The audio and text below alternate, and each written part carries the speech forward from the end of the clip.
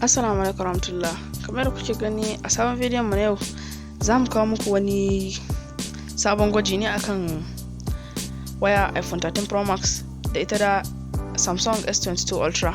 To kamar da kuke gani yanzu ga wani sabon case ne wanda da shi za mu gudanar da wannan gwajin da muke ciki. Wannan case din yana da bangarori kala-kala wanda da shi za a yi amfani ga abin da aka haɗa case din da shi nan wata roba ce wacce ko ka buga ta da ƙasa ka lallankwasa ta babu abin da take yi. Sannan abu ne mai tauri, sannan kuma wannan na daban ne shi ma wanda za a haɗa gwajin tare da su. To kafin nan za mu fara gwada wannan roba mu ga ya aikin take tukunna. Kuma da kuke gani yanzu gashi nan an jefa wannan kwallo. Kwallon za ku ga ba ta tashi sosai, haka zalika idan wayar ma ta faɗo ba za ta tashi sosai ba. Kamar da kuke gani an jefa wannan case din, ɗaya ta tashi ta wannan, amma haka in wayar ka ta faɗo ma haka za a yi. To kamar da kuke gani yanzu za mu shiga cikin wannan gwaji kai tsaye. Yanzu kuna ganin yadda case din take, ana zagaye da ita. To kamar da kuke gani da ita za mu gudanar da wannan gwajin. Gashi nan muna wannan ɗinta, ana gani kamar da kuke gani ga abubuwan da take da shi nan wanda zai hana wayarka ta samu matsala, wanda tana durowa ƙasa za ta samu ta rike ƙasa sosai, sannan kuma wayarka ba ta taɓa sosai ba. Ga wani bangare nan wanda koda ta faɗo ta bangaren gefe sikirin ɗinka ba zai taɓa ba abin da zai same shi. To yanzu za mu saka wannan case ɗin na 13 Pro Max 14 iPhone 14 Pro Max ne kamar da kuke gani. Yauwa yanzu za mu fara gwajin namu kashi na farko. To ga wayoyin nan dai guda uku, mun fara da bangaren gefe daya, za mu fara da jefa sa a ƙasa. Kamar da kuke gani yanzu wayoyin sun faɗo, za mu ga wacce ta fitar watsewa.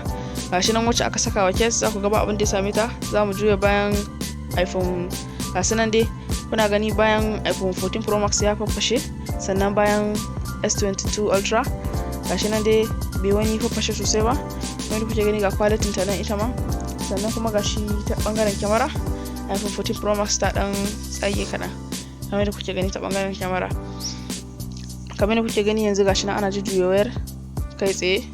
Kuna gani ta iPhone 14 Pro Max ta samu matsala ta bangaren kyamara, ta dan fashe kaɗan, amma iPhone wannan Samsung S22 Ultra tana lafiya kalau.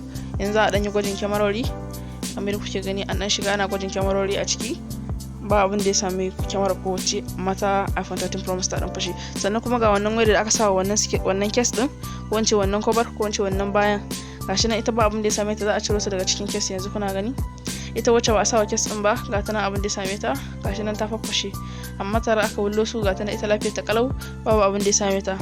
Kamar da kuke gani wannan ita ce iPhone 14 Pro Max bones case, wannan kuma gashi nan kai tsaye za mu tafi kashi na biyu. To kamar da kuke gani za a jefo su ta gefe, an jefo su ta gefe. Kamar da kuke gani kuna gani wace wayar ce za ta fi samun wato matsala. Ita waccar ta yi tsalle ta koma mai case, wayancan kuma ta yi tsalle ta tuntsira. Wayyo Allah kuɗi tabdi. To gashi dai nan kamar da kuke gani ita iPhone 14 Pro Max gashi nan gefen ta babu abin da, amma S22 Ultra gashi nan gefen ta dan wannan, amma kuma gashi iPhone 14 Pro Max gefen ta ya tawarwatse ta baya, amma gashi nan har ya dan nuna wani dan blue abu ta ciki, wato alamu kenan na cewa tabbas wannan abin yana da kyau sosai. Yawwa yan uwa, kamar da kuke gani ku ci gaba da biyo mu a wannan bidiyon. Gashi nan ana nuna gefen ta ya dan faffashe, bayan ta gaba daya ta warwatse. Wayyo iPhone 14 Pro Max sai ta je gyara, amma wacce aka saka wannan case din kamar kuke gani babu abin da ya same ta. In ka danna case din ma babu abin da za ka gani, shi kansa case din ma bai samu matsala sosai ba kamar da kuke gani. Kuma ko da an cire wayar a cikin cover babu abin da ya same ta har yanzu, ga ta nan sumul kamar sabuwa, babu abin da ya same ta. Duk wannan jefa-jefan koda ta faɗi. To kamar da kuke gani za mu shiga kashi na uku, wanda za a jefo wayar ta fuska kenan. Za mu ga wacce shi ta fashewa. Gashi nan an jefo su ta fuska, sun dawo sun duro kan dutse. Wayyo Allah, ta warwatsi tabdi, ta tsatsatsan fa kenan. Kamar da kuke gani gashi nan ana jujjuye da su, za a juye fuskar su. Gashi nan ta faffashe iPhone wannan Samsung S22 Ultra, gashi nan iPhone 13 Pro Max daga sama ta faffashewa, amma S22 Ultra tsakiyar ta gabaki ɗaya shi ma ya fashe, amma iPhone 13 Pro Max iPhone 14 Pro Max kai ku yi haƙuri ina kuskure. iPhone 14 Pro Max Face ID ɗinta ma har yanzu yana aiki.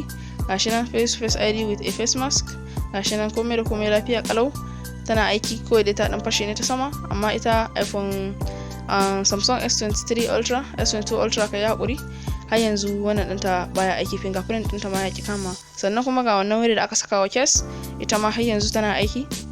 babu abin da ma ya same ta ita ko ta ina. Gashi nan za a cire kes din, za ku gani kamar har yanzu gashi ta faɗo ta fuska. Wani zai yi tunanin ai cewa wai za ta fashe ko kuma babu abin da ya same ta, ga ta nan clean har yanzu.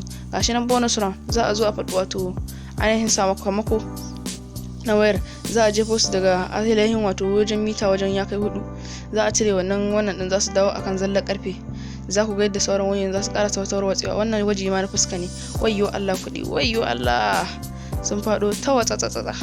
Gashi nan kamar yadda kuke gani an wullo wa'annan wayoyi sun faɗo, amma har yanzu wannan mai kes din babu abin da ya same ta. Sauran ku su ma duk gasu nan dai suna tabuwa, amma har yanzu gaskiya sun ta warwatse. Wai wannan harka ce ta miliyoyi. To kamar da kuke gani gashi na S22 Ultra gefen ta gaba ɗaya ya tashi daga aiki, yayi condemn, yayi kwatsa-kwatsa, amma har yanzu tana dannuwa kuma tana ganuwa. Kamar da kuke gani yanzu wannan shine advantages na wayoyin nan.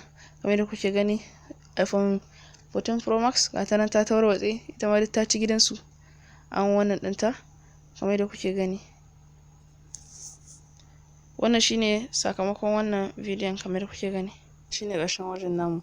Idan yau ne farkon zai taka wannan channel namu, ka taimaka ka daura mana alamar subscribe, sannan kuma ka taimaka ka daura mana alamar like, ka share wannan bidiyon zuwa 'yan uwa ga abokan arziki. Muna godiya sosai.